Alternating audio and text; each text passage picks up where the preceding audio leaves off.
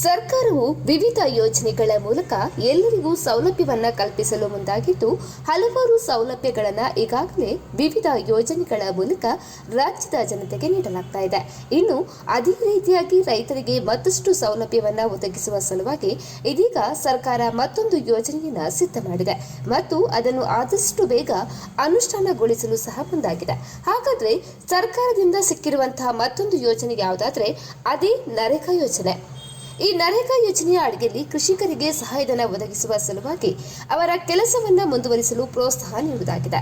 ರೈತರು ಬರೀ ಬೆಳೆ, ತೋಟ, ಗದ್ದೆ ಬೆಳೆಯುವ ಚಟುವಟಿಕೆ ಮಾತ್ರವಲ್ಲದೆ ಪ್ರಾಣಿ ಮತ್ತು ಪಶು ಸಾಕಾಣಿಕೆ ಅಂದರೆ ಹೈನುಗಾರಿಕೆಯಲ್ಲಿಯೂ ಕೂಡ ಅವರು ತಮ್ಮನ್ನ ತೊಡಗಿಸಿಕೊಂಡು ಬರ್ತಾ ಇದ್ದಾರೆ.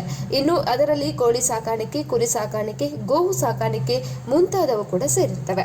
ಇನ್ನು ಗ್ರಾಮೀಣ ಭಾಗದ ಜನರಿಗೆ ಅದರಲ್ಲೂ ಪ್ರಮುಖವಾಗಿ ಕುರಿ ಸಾಕಾಣಿಕೆ ಮಾಡ್ತಾ ಇರುವವರು ಮತ್ತು ಕುರಿ ಸಾಕಾಣಿಕೆ ಮಾಡಲು ಯೋಜನೆ ಹಾಕಿಕೊಂಡು ಇರುವವರಿಗೆ ಜಿಲ್ಲಾ ಪಂಚಾಯತ್ ವ್ಯಾಪ್ತಿಯಲ್ಲಿ ಸಹಾಯಧನವನ್ನು ನೀಡಲು ಸರ್ಕಾರ ಮುಂದಾಗಿದೆ.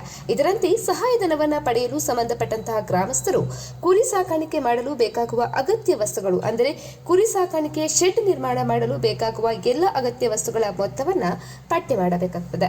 ಇನ್ನು ಗ್ರಾಮ ಪಂಚಾಯಿತಿಯಲ್ಲಿ ಅನುಮೋದನೆ ಪಡೆದುಕೊಳ್ಳಲು ಮನವಿಯನ್ನು ಸಲ್ಲಿಸುವ ಮೂಲಕ ಸಹಾಯಧನದ ಶಿಫಾರಸನ್ನ ಪಡೆಯಬಹುದು. ಇನ್ನು ಈ ವಿಷಯದ ಕುರಿತಾಗಿ ಜಿಲ್ಲಾಧಿಕಾರಿಯಿಂದ ಗ್ರಾಮ ಪಂಚಾಯಿತಿ ಮುಖ್ಯ ಕಾರ್ಯನಿರ್ವಾಹಕ ಅಧಿಕಾರಿಗೆ ಸೂಚನೆಯನ್ನು ನೀಡಲಾಗಿದೆ. ಇನ್ನು ರೈತರು ತಮ್ಮ ಜಾಗದ ಸುತ್ತಲೂ ಶೆಡ್ ನಿರ್ಮಿಸಲು 44,000ವರೆಗೆ ಸಹಾಯಧನವನ್ನು ಗ್ರಾಮ ಪಂಚಾಯಿತಿಯಿಂದ ಪಡೆಯಬಹುದಾಗಿದೆ.